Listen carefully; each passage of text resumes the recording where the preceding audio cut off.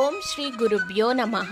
శ్రీ నృసింహ సరస్వతి ఆరాధన. కలియుగంలో దత్తాత్రేయ స్వామి ధరించిన తొలి అవతారం శ్రీపాద శ్రీవల్లభులు కాగా రెండో అవతారమే శ్రీ నృసింహ సరస్వతి. మహారాష్ట్రలోని కరంజాపూర్లో సుమారు 1378వ సంవత్సరంలో జన్మించారు.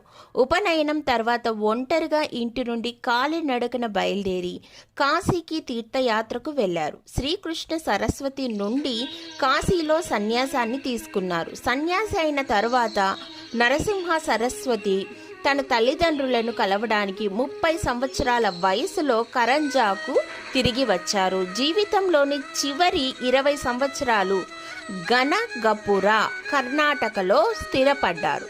కరంజాలో నృసింహ సరస్వతి స్వామి మందిరం ఉంది. చివరకు శ్రీశైలంలోని కదలీవనంలో సమాధి పొందారు.